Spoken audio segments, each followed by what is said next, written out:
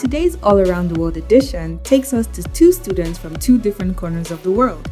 Keisha, a student at the Biola University in California, and Ugo, an economics student at the De Montfort University in Leicester.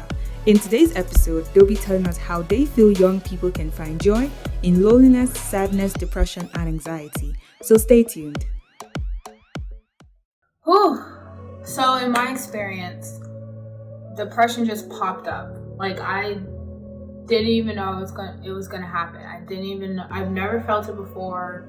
It just happened, and I had to deal with the emotions. And I wish I was prepared for it. I wish I knew it was coming so I could be prepared for something, but it just popped up. It just happened.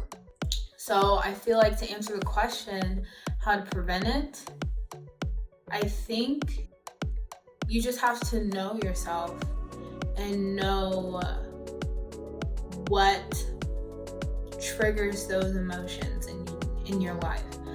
And I feel like once you acknowledge that thing, find ways to prevent that. And that could be take it out of your life completely. I would say demotivated, because when you're depressed, you feel lost, you don't know what to do, you feel unsure about everything.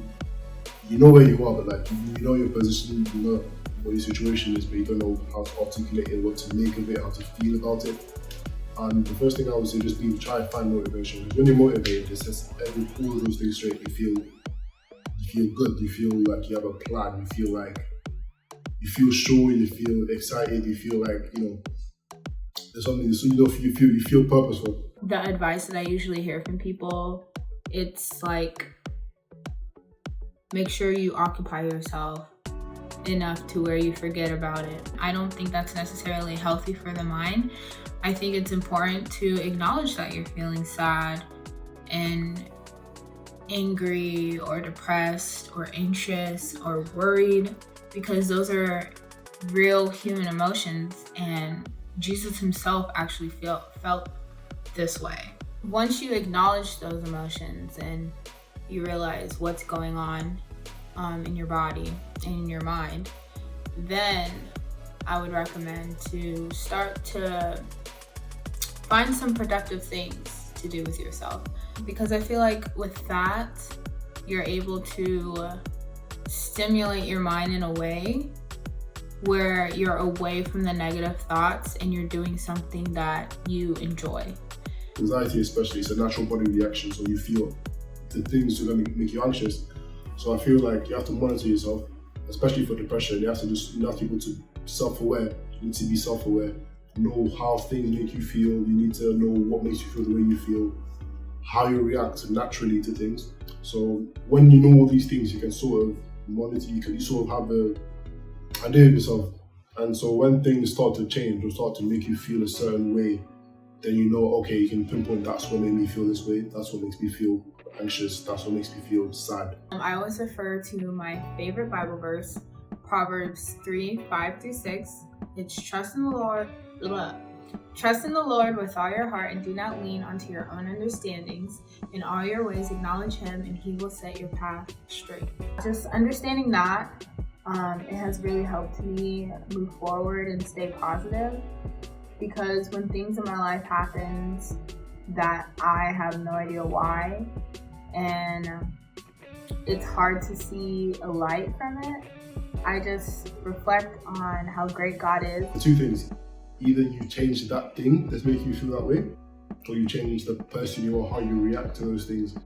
And it sounds really difficult because you can't change who you are. I mean, the most you can do is change your reaction you feel. So change your reaction, try and have a different outlook on the situation, on the thing that does make you anxious and does make you, depressed. And also in the Bible, it says how we should cast our worries unto God. I take that literally. All the worries that I have, all the questions that I have in my life, I just say, God, you said cast it onto you, so I'm gonna give it to you. I don't want to deal with it anymore. I'm gonna just give it to you and I'm gonna just go on in my happy way.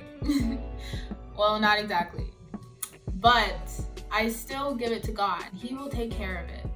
I can only take care of what I can control, what I can see, and God will take care of the big things, the bigger things that I can't even understand. And I'm okay with that. I just trust that what he's doing is good. So that's what helps me stay hopeful. You might feel like it's impossible. You might not feel you're not capable, but you are. I promise you. People have worse situations than you. People have better situations than you. It doesn't change a thing. You are who you are. You are where you are. And I mean, God. I mean, it's just like saying I was built for everything I go through, and you are too. So anything you feel like you can't do, I promise you, you are capable of it. That includes getting rid of people or things that make you anxious, and getting out of depression. Picking yourself up and moving on. I don't wish depression and anxiety on anyone, but I do know that we go through it and it happens. You can get out of it. We can get out of it together,